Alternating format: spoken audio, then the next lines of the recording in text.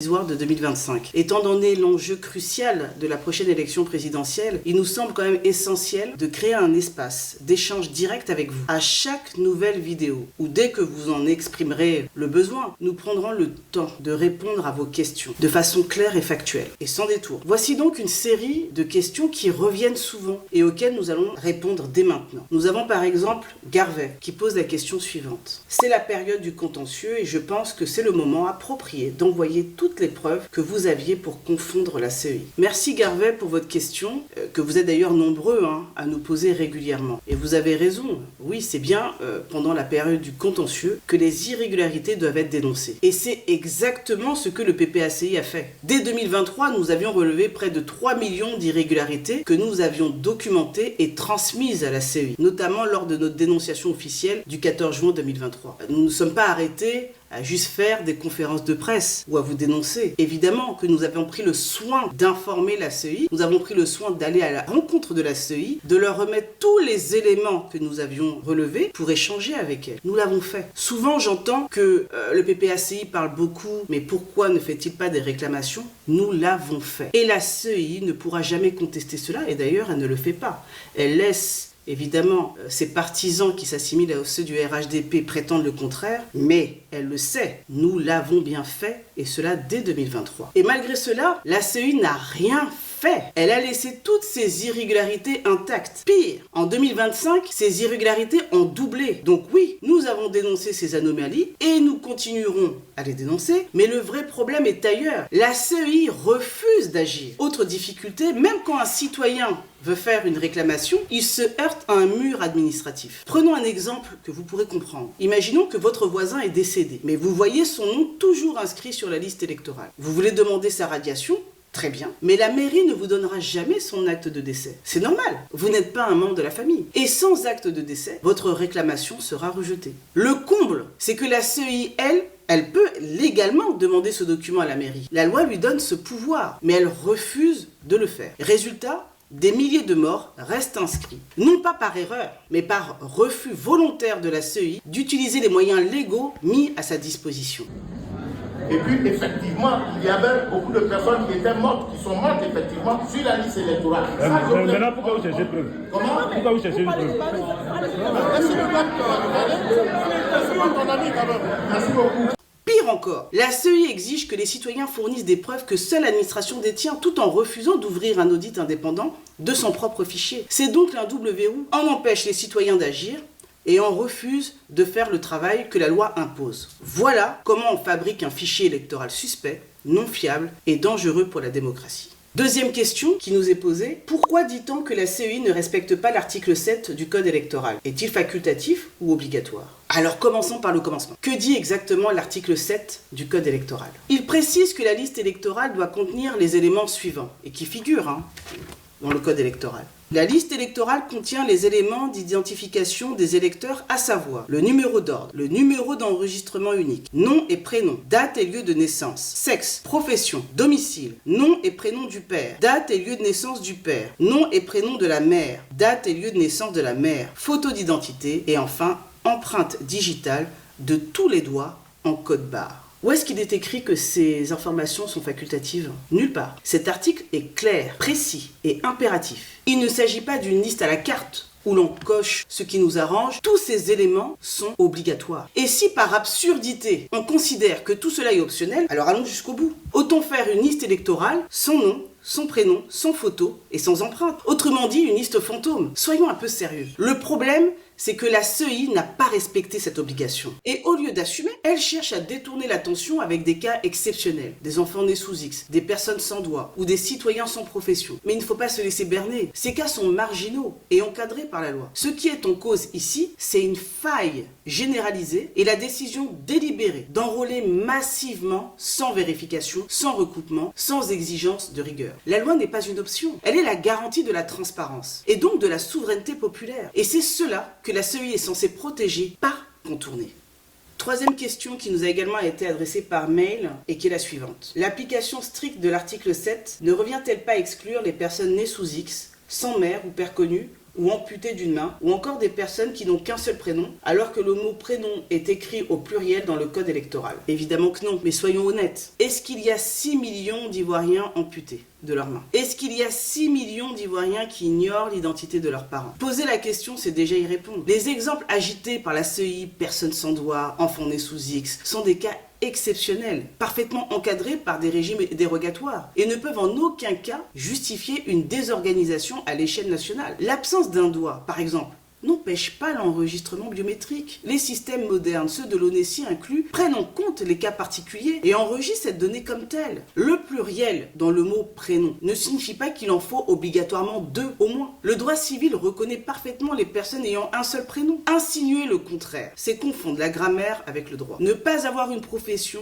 n'est pas une anomalie. L'administration peut tout simplement indiquer son profession, comme elle le fait déjà dans les actes de naissance ou les bases d'état civil. Quant aux enfants, son père connu ou nés sous X, ce sont des situations rarissimes et encadrées légalement. Ils ne représentent certainement pas plusieurs millions de cas. En réalité, la CEI brandit quelques exceptions marginales pour tenter de masquer un dysfonctionnement massif et généralisé. Ce n'est pas de compassion qu'il est ici question, mais d'une absence totale de rigueur et de contrôle dans l'établissement de la liste électorale. Ce que la loi exige, ce n'est pas la perfection absolue, non, mais la transparence et le respect du droit. Et il faut le dire clairement, ce débat n'est pas simplement administratif ou technique. Il est profondément politique. Car ce qui est en jeu ici, c'est le droit du peuple ivoirien à une élection crédible, juste et conforme à la Constitution. Voyons maintenant la 4e question qui nous est souvent revenue. Pour s'enrôler, on peut utiliser la nouvelle CNI ou un certificat de nationalité. La CNI ne contient pas la filiation. Est-ce vraiment la faute de la CEI si le fichier est incomplet? Oui, c'est bien de la responsabilité de la CEI. Comme nous l'avons déjà rappelé,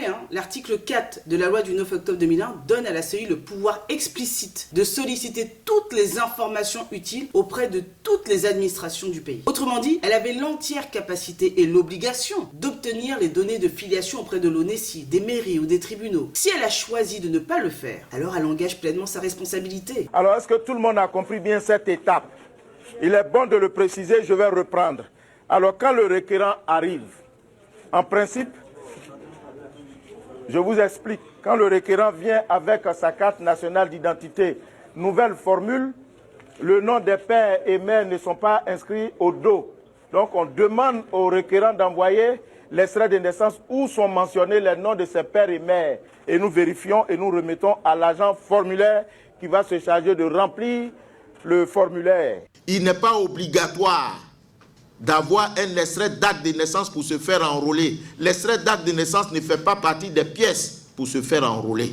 Quand le citoyen vient avec sa carte nationale d'identité, il n'est point besoin de lui demander un extrait d'acte de naissance. Le fichier est incomplet, non pas par manque d'informations disponibles, mais parce que la CEI a refusé de faire les vérifications nécessaires alors qu'elle en avait les moyens, le droit et le devoir. Alors bien sûr, vous allez voir, elle brandira sûrement le décret du 5 septembre 2024 qui fixe les modalités de révision de la liste électorale. Elle vous dira que ce décret prévoit qu'un électeur peut s'enrôler avec une CNI en cours de validité, un récépissé d'enrôlement de l'ONESI ou un certificat de nationalité. Elle le fera. Mais ce que la CEI ne vous dira jamais, c'est que ce décret a été élaboré sur sa propre proposition. Oui, c'est la CEI elle-même qui a proposé ce texte. Regardez bien le décret. Il est écrit sur proposition de la CEI. Donc si ce décret est insuffisant pour garantir le respect de l'article 7 du code électoral, la CEI ne peut s'en prendre qu'à elle-même. Et le plus grave, c'est que même avec la nouvelle carte d'identité, la CEI avait un moyen simple d'obtenir la filiation des électeurs. Il lui suffisait de transmettre à l'ONESI le numéro NNI qui figure sur la CNI. En retour, l'ONESI peut fournir la filiation complète du titulaire. C'est un processus normal qui peut être utilisé.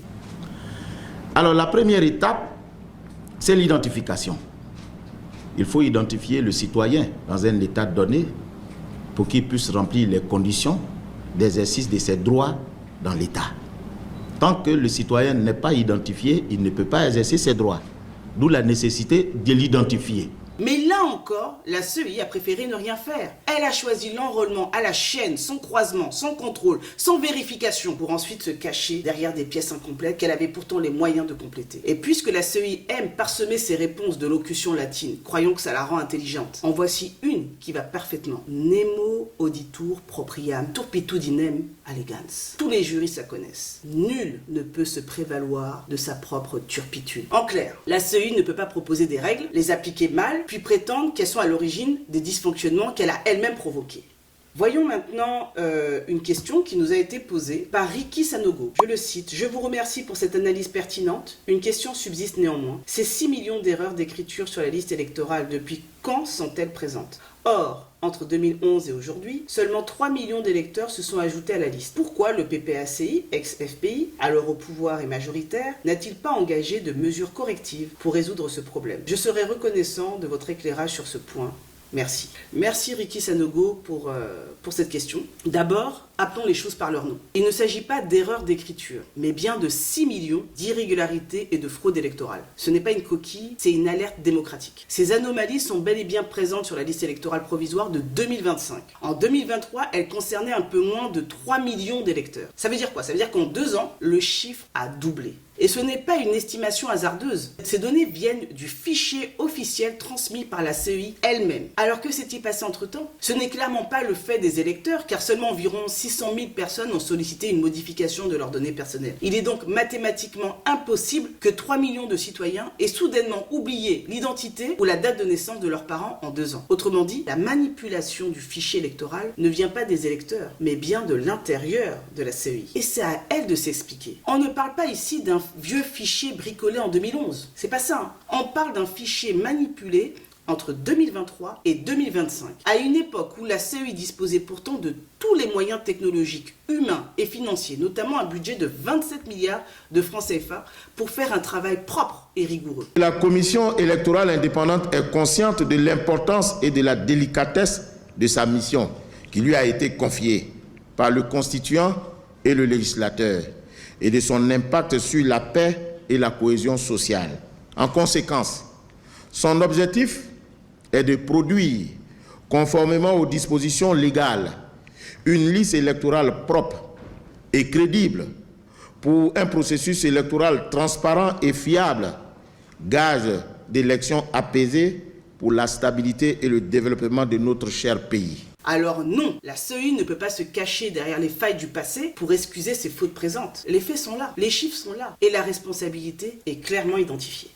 Dernière question qui nous a été posée. La CEI dit que ces erreurs sont la conséquence d'une circulaire de 2008 signée par le Premier ministre Guillaume Soro. N'êtes-vous pas responsable ? Bon, là on touche le fond de la créativité juridique. De façon CEI, franchement. Sortir une circulaire de 2008 pour justifier l'inapplication d'un article de loi issu d'une ordonnance de 2020, c'est à la fois pathétique, absurde et révélateur. D'abord un petit rappel de base en droit. Une circulaire n'a aucune valeur normative supérieure à une loi. Elle ne peut ni modifier, ni suspendre un texte législatif. Elle sert au mieux à accompagner l'application d'une loi déjà existante, mais pas à réécrire l'avenir. Et pourtant, la CEI veut nous faire croire que cette circulaire de 2008 interprète déjà l'article 7 du Code électoral adopté en 2020, soit 12 ans plus tard. On avait déjà vu, grâce à la CEI, des électeurs plus âgés que leurs parents, des mères accouchant à 160 ans, et même des pères encore à naître en 1953. Maintenant, place au dernier exploit, des circulaires qui remontent le temps pour interpréter des lois futures.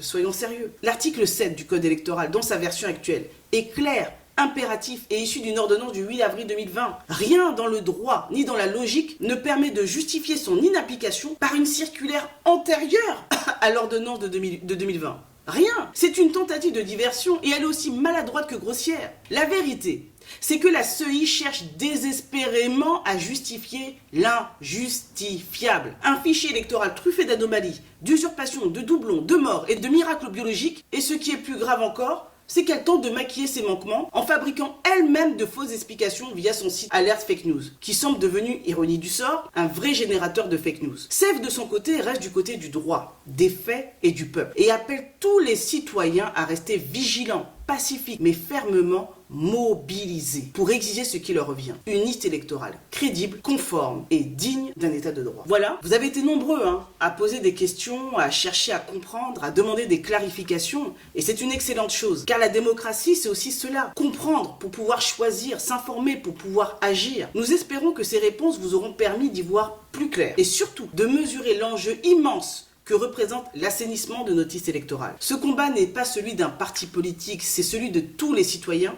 qui veulent une élection transparente, crédible et juste. Et ce combat, il ne se mène pas seulement sur les réseaux, il se mène dans les commissions locales, dans les réclamations, dans la vigilance quotidienne. Alors restons mobilisés, solidaires et déterminés, parce que le vote du peuple ne se marchande pas, ne se trafique pas, ne se vole pas. À très bientôt pour d'autres réponses